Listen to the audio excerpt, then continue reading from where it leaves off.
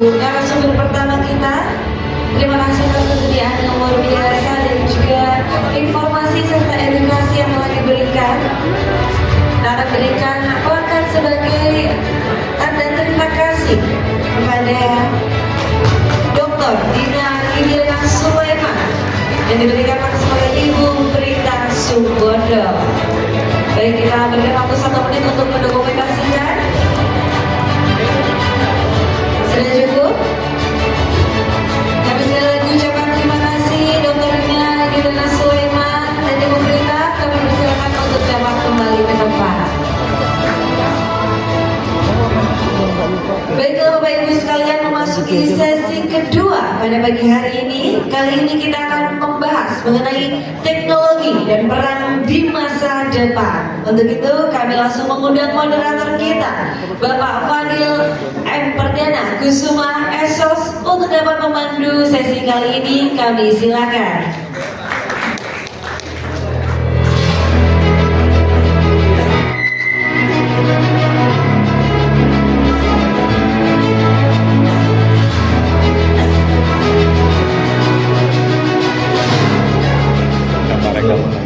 Bismillahirrahmanirrahim. Assalamualaikum warahmatullahi wabarakatuh.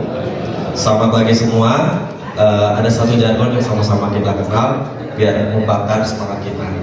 Kalau kita bilang Indonesia, menyala. Indonesia, Indonesia, Indonesia. Luar biasa. Tepuk tangan untuk kita semua teman-teman. Sebelumnya saya mohon izin perkenalkan diri. Nama saya Fadil Muhammad Perdana Kusuma.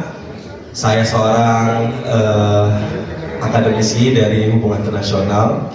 Di sini mohon izin Pak Anies Baswedan, Pak Ketum, dan Prof. Sulfikar serta seluruh jajaran petinggi dari Gerakan Rakyat dan seluruh rekan-rekan baik itu dari DPP, DPW dan seluruh peserta dan panitia yang hadir di sini. Pada hari ini kita akan membahas suatu tema yang relate banget. Dan kebetulan Indonesia lagi nggak ngalamin, jadi kita bisa nongkrong-nongkrong, kongko-kongko di kopi, terus duduk di sini. Tapi di belahan dunia yang lain sedang ada rudal kemana-mana, sedang ada misil di mana-mana. Nah, oleh karena itu judul perang teknologi dan perang di masa depan akan kita bawakan dengan narasumber kita dari Dewan Pakar juga bernama Pak Adriwanto. Untuk Bapak Adriwanto silakan langsung ke mimbar. Boleh tepuk tangannya seluruhnya. Izin sebelumnya. Oke, sebentar ada fokus. Untuk pembicara akan membawakan materi sekitar 15 menit. Setelah itu kita akan sesi tanya jawab hanya 2, biar nanti route atau perjalanan dari sesi tanya jawab kita akan lebih santai dan juga nggak akan keburu-buru nih dari narasumbernya kayak gitu. Terima kasih. Silakan untuk Bang Andri, tempat dan waktu dipersilakan. Assalamualaikum warahmatullahi wabarakatuh. Pertama kali saya memperkenalkan diri.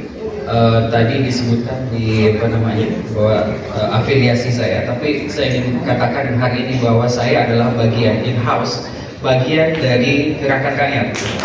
Saya bagian di Dewan Pakar Gerakan Rakyat. Jadi saya bicara di dalam rumah saya sendiri, itu pada dasarnya yang saya sampaikan. Yang saya hormati Bapak Anies Rashid Baswedan, guru saya, dan juga tokoh yang sangat inspirasi di Indonesia. Setelah itu yang saya hormati Bapak Ketum, Bapak Profesor Zulfikar Amir, Ketua Dewan Pakar, juga seluruh rekan-rekan yang ada di sini semua. Mudah-mudahan ini adalah waktu buat kita untuk melakukan dialog, melakukan diskusi secara mendalam tentang masa depan Indonesia ke depan.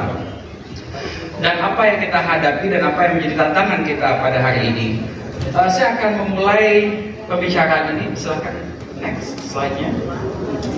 Tentang topik saya ditugaskan untuk berbicara tentang perang masa depan di Indonesia. Nah, sebelum saya masuk pada topik perang masa depan, kita harus berbicara tentang perang saat ini.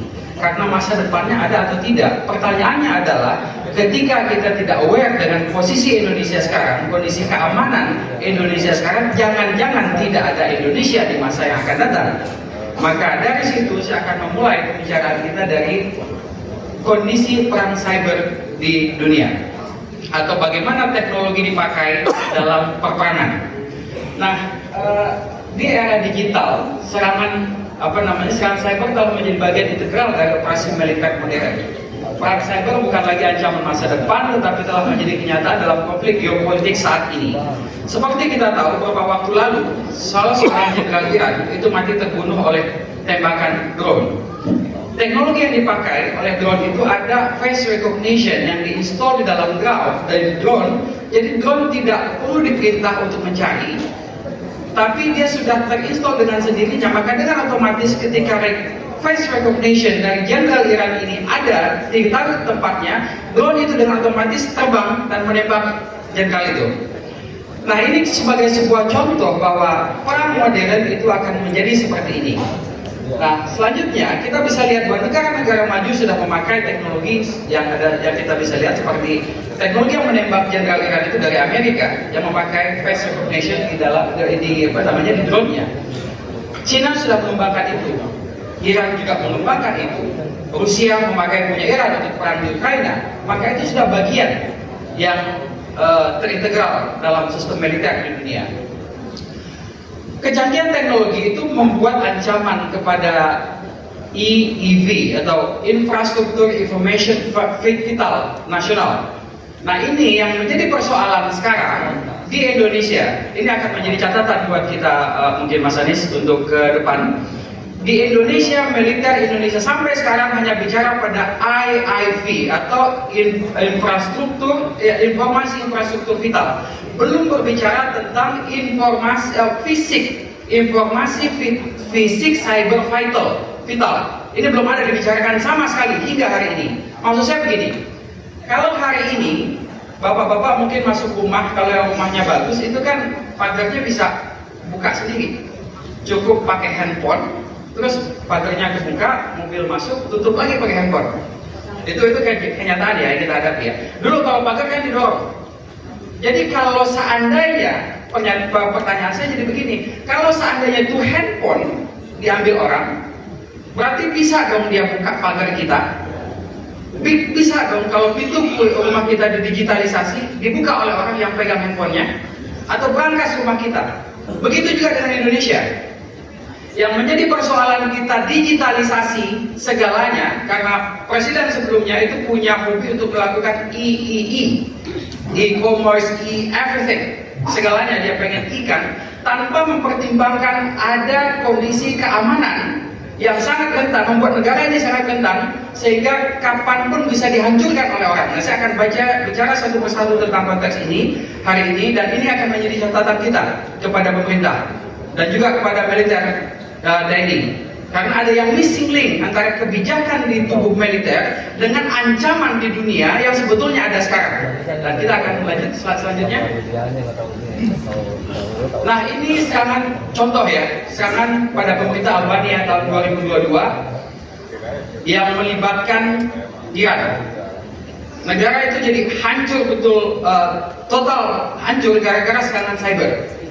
Nah, ini cerita kronologis kejadiannya. Jadi bahwa satu negara itu akan dihancurkan bukan hanya pada infrastruktur information vital kayak yang sekarang kita bahas.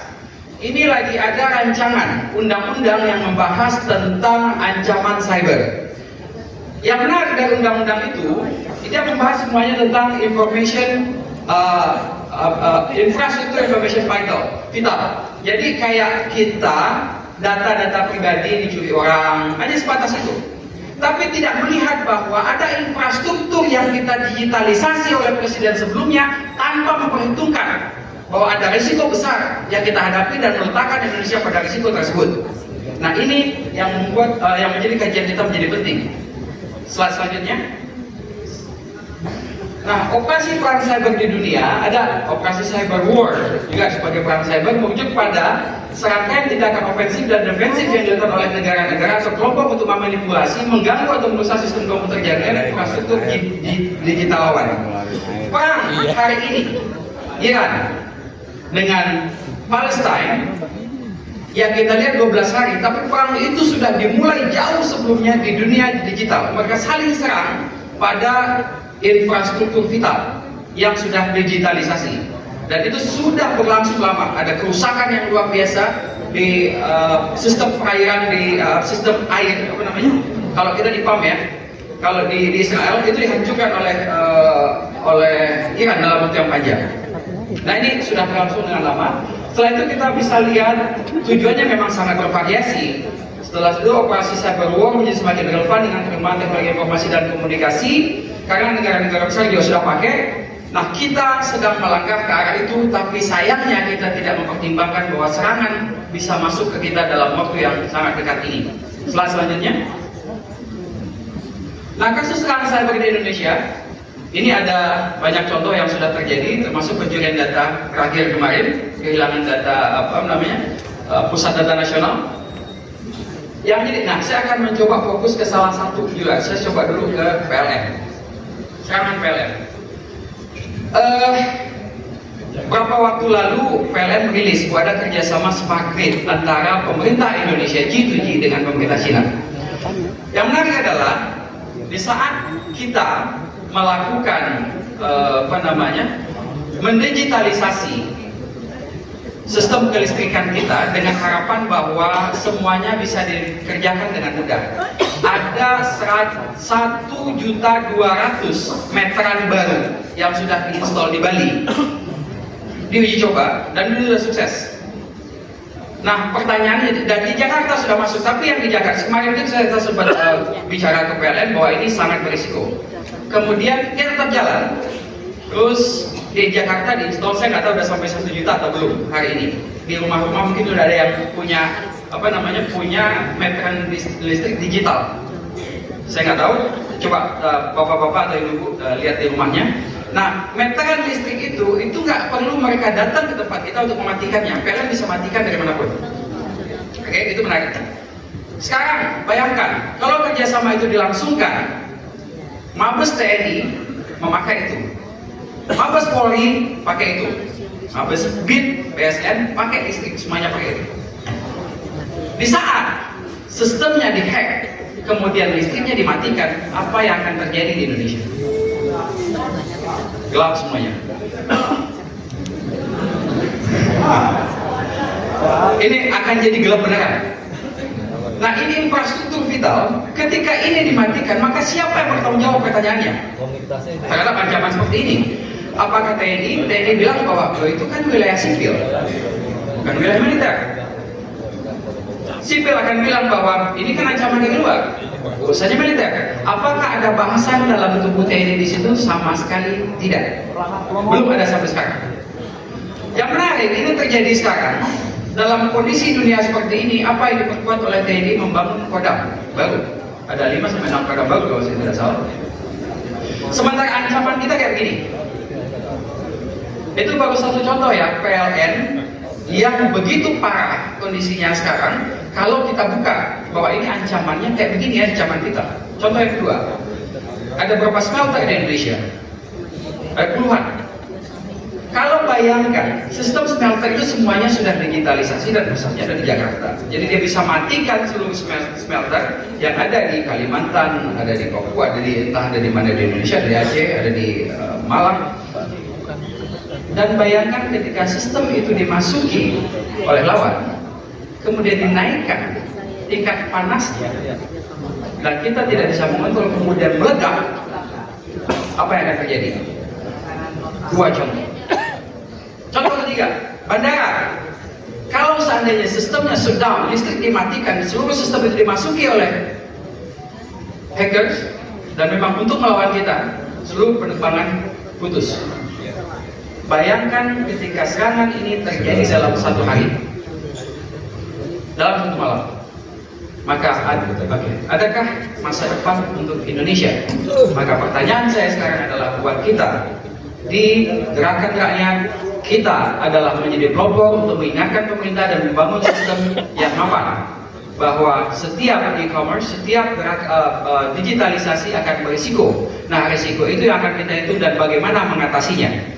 saya dan teman-teman dari Gerakan Rakyat sudah berpikir dan sudah ada sistem untuk menyelesaikan persoalan ini. Saya kira sebetulnya masih panjang karena cuma tinggal 20 detik. Saya ucapkan terima kasih. Assalamualaikum warahmatullahi wabarakatuh. Waalaikumsalam warahmatullahi wabarakatuh.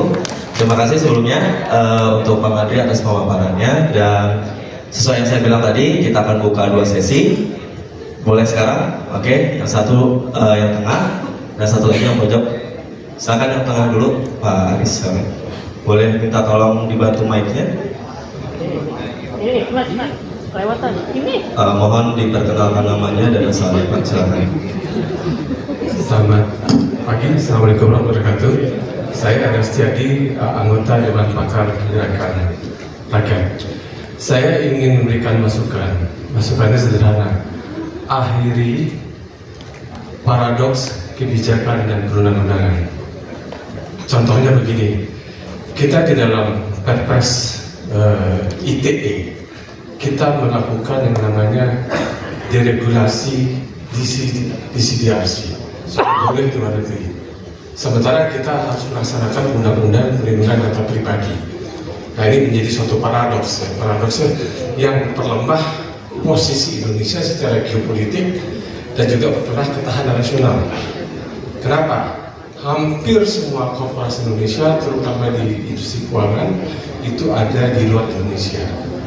Nah, sementara tadi, kalau kita ada di dalam ekosistem e-commerce, sistem keuangan, udah pasti yang namanya data biometrik itu ada di luar Indonesia. Sehingga ini akan memperoleh posisi Indonesia dari sisi ketahanan nasional dan juga geopolitik. Jadi masukannya adalah akhiri kebijakan dan peraturan perundang-undangan yang paradoks antara peraturan dan undang-undang. Terima kasih banyak. Terima kasih. Boleh rumahnya. Dan satu lagi, silakan Bapak yang di sebelah kanan. Boleh dibantu mic-nya. Tolong perkenalkan nama dan asalnya, Pak. Assalamualaikum warahmatullahi wabarakatuh. Waalaikumsalam. Nama saya Respati dari DPW DKI Jakarta. Masalah cyber war ini sudah pernah dibicarakan oleh kalau nggak salah Panglima TNI Jenderal Gatot Nurmantio. Jadi saat itu TNI sudah menyatakan bahwa cyber adalah masalah pertahanan. Tapi apa dampaknya? Beliau dicopot. Nah, dan tadi penjelasan dari pemapar, ternyata belakangan juga terjadi masalah-masalah yang berkaitan dengan cyber. Pertanyaan saya singkat, apakah ini karena kelemahan sistem kita atau political will dari pemerintah yang tidak aware terhadap cyber war? Terima kasih. Oke, terima kasih. Boleh Bang Ari menanggapi dari dua penanggap dan atau penanya. Silakan Bang. Oke, sekitar 10 menit. Baik. Saya akan coba jawab dari pertanyaan terakhir dulu. Jadi pertanyaannya kurang lebih tadi kan, sorry saya tidak dapat poinnya. Pertanyaannya dulu. Boleh dibantu Mbak? Masalah cyber war, apakah ini memang kelemahan dari sistem yang membuat sistem atau political will dari pemerintah yang tidak ada? Oke, dalam hal itu saya akan mengutip apa yang sering disampaikan Mas Anies. Hal paling penting buat kita pertama adalah memahami permasalahan, yaitu dengan berdiskusi membangun konsep. Setelah konsepnya ada, baru kita bekerja, baru kita lakukan apa yang harusnya kita lakukan. Yang missing adalah kita tidak pernah berdiskusi tentang persoalan ini. Itu hal yang paling mendasar. Jadi buat saya di Gerakan Rakyat kita harus mendiskusikan ini. Bayangkan tidak ada pembagian ancaman tentang infrastruktur informasi vital yang kita pakai data pribadi dan seterusnya dengan infrastruktur fisik cyber vital. Yang paling menarik itu kajian rancangan undang-undang yang ada sekarang itu membahas tentang STUNAX yang melakukan penyerangan sebagai sebuah contoh. Yang contohnya adalah penyerangan pada fisik vital di sebuah negara. tapi tidak ada bahasan itu sama sekali dan siapa yang bertanggung jawab tentang masalah-masalah seperti ini. Kalau domainnya kita lihat PLN memang wilayah sipil, tapi ketika itu runtuh, ketika itu diambil alih, ketika kita gelap, informasi juga akan hilang semuanya. Kita nggak akan dapat informasi apa-apa karena lampu mati. Nah, karena tidak ada listrik. Berapa lama kita bisa bertahan negara ini tanpa listrik? Pertanyaannya, siapa yang bertanggung jawab? TNI kan? Sementara itu wilayah sipil. Di TNI diatur itu memang vital, tapi serangan cyber tidak sama dengan serangan rudal. Ketika rudal menyerang pusat PLN, kita bisa melakukan serangan terhadap rudal tersebut untuk menangkal. Kalau serangan cyber, gimana nangkalnya? Dia masuk ke dalam sistem. Pertanyaan saya, G2G sekarang kerjasama PLN dengan Cina, pemerintah Cina, apakah kita yakin bahwa tidak ada chip apapun yang ditanam di situ? Itu satu. Yang kedua, sistem keamanannya yang paling menarik adalah di saat kita mencoba memperkenalkan sistem keamanan ke mereka, itu sistem yang menolak. Artinya ada apa dengan sistem yang dibangun ini? Apakah ini kerjasama G2G yang kita harus juga lihat, kita harus periksa. Nah, menurut saya, kalau kita bicara tentang adakah jadi pertanyaannya goodwill atau karena tidak adanya goodwill atau memang ada persoalan lain, maka saya ingin katakan bahwa karena tidak ada diskusi dengan para pakar untuk membahas apa ancaman ke depan. Nah, Dewan Pak di sini saya ingin mengatakan Gerakan Rakyat yang mendapat inspirasi dari Mas Anies akan membuka peluang seluas-luasnya untuk mendiskusikan persoalan-persoalan seperti ini. Kita akan diskusikan. Saya mau sedikit curhat Mas Anies. Ini kita kalau di NTU itu sering duduk di kantin satu, saya sama Mas Ulfikar juga. Ada satu teman, itu seorang ahli sistem keamanan, membangun sistem keamanan data berbasis kriptografi. Berapa tahun yang lalu sebelum COVID, dia kumpulkan teman-teman yang ahli kriptografi di seluruh dunia, orang Indonesia, untuk membangun sistem keamanan data. Dan ketika coba masuk ke Indonesia ditawarkan, akhirnya semua orang, ada kalau nggak salah sekitar 10 ahli, mental semua, tinggal satu. Mereka balik ke kampusnya masing-masing karena yang terjadi berhadapan dengan ekosistem yang sangat kuat.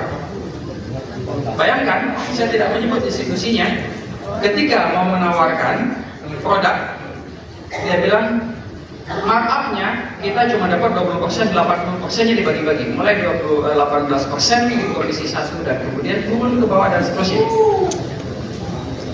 Di institusi yang sangat membutuhkan. Dan ironisnya, sangat ironis sekali, ketika salah satu institusi dia bilang begini, kamu daftarkan perusahaanmu di Korea Selatan, kami akan beli ke sana. Karena dia nggak mau, karena kita daftarkan di e-katalog, karena nilainya jelas. Ini suatu keadaan, saya nggak direkam bagian ini kali ya. Tapi gini, maksud saya bahwa ini loh ancaman yang kita hadapi di Indonesia. Kita berhadapan bukan hanya dengan ancaman serangan dari luar, tapi ekosistem yang harus kita rombak. Dan ini kenapa kita semua ada di sini, dan ini akan kita lakukan. Ini jawaban dari saya. Terima kasih.